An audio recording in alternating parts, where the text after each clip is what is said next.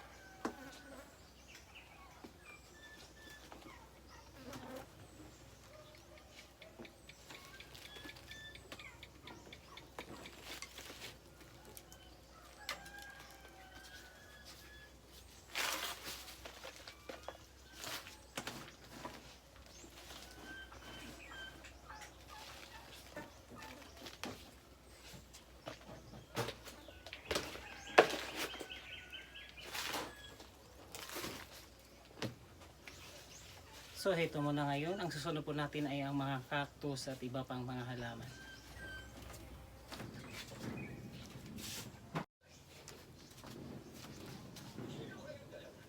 Ang next naman natin ay cactus. Kasi maliliit tulad nito, marupok na. So kailangan natin siyang ilipat sa mga ganito. Mas magandang lalagyan para pag tumubo siya, maganda din siya pang display ng bahay. Tsaka kaya gusto ko yung cactus kasi di siya masyadong alagain. Kahit hindi mo siya madiligan, okay lang, di siya agad namamatay. So may tips din pala ako para sa mga halaman ninyo, no? Mas maigi na yung lupa ang gagamitin ninyo sa ibang halaman maliban sa cactus ay yung halimbawa kung ikaw ay nasa probinsya, yung mga tuyong dahon o nalalapang dahon, yung pinagwalisan nyo sa bakuran nyo, yun maganda pag ilang months nakalipas o taon, yun ang pagkuha naman lupa maganda kasi mataba yung lupa doon.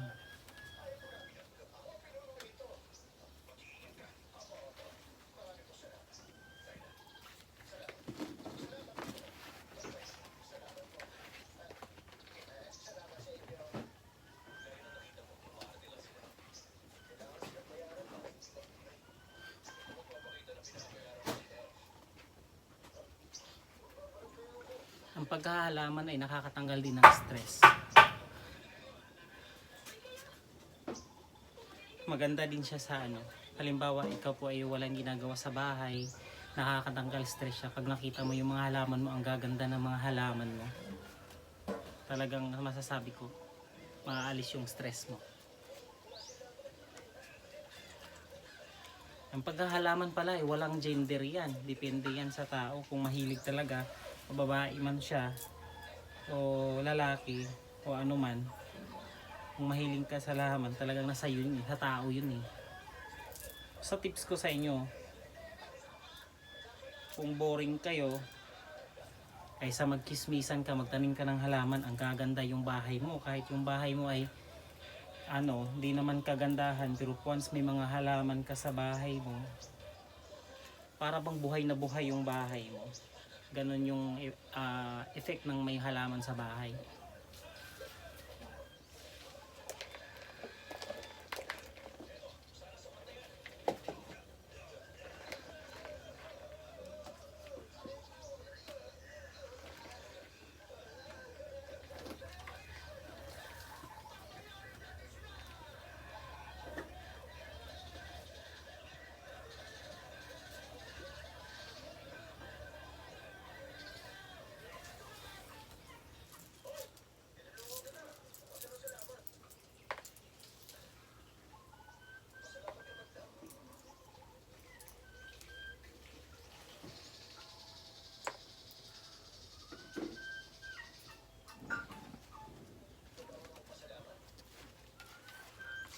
Nagtataka po kayo ba't may mga puti-puti? Mga bato po yan sa galing sa dagat.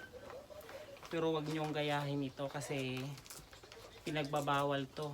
Ito lang, nakita ko lang to dyan sana kasi yung lupa namin dito iba yung lupa namin. Tsaka yung mga bato dito sa amin parang dagat, pero malayo kami sa dagat.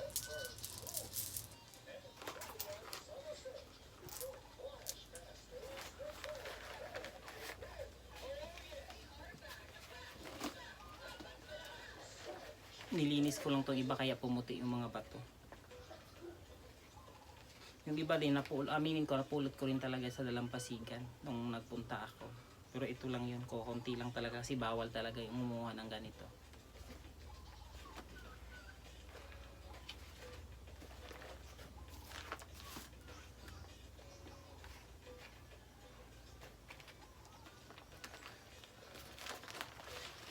Konting ingat lang din kasi matinik talaga yung cactus. Mas maganda sana kung may gloves. Wala akong gloves. Kaya ingat-ingat lang.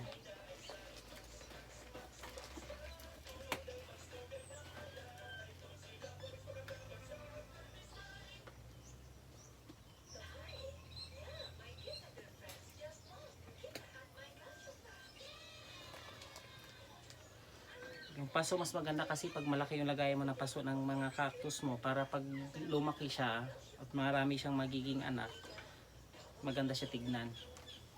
Kasi pag masyadong maliit, papangit siya kasi yung anak niya tsaka yung kumbalik kibaga yung pinaka nanay niya is hindi siya hindi siya tataba kasi maliit lang yung espasyo.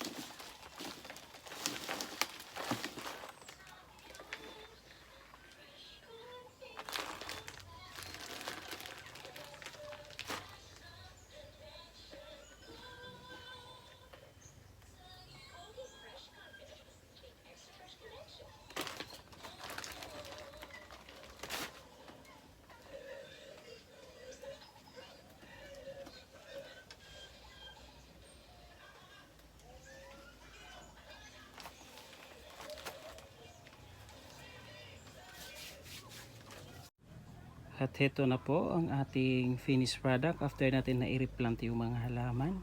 Ayan na po sila. Ayan. Diyan po sa itaas yung iba. Ayan, may mga shells ako nilalagay pang paganda na rin. Ayan. Tsaka yung iba andyan sa baba. Ayan na po.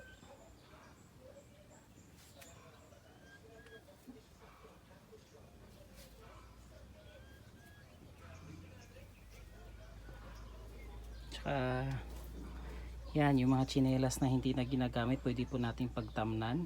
Ayan po, makikita po natin. Sayang naman po kasi pakalat-kalat lang dyan, hindi naman yan nalalata, kaya mas may gitam na natin para mapakinabangan ulit. So hanggang dito na lang muna, hanggang sa sunod nating vlog.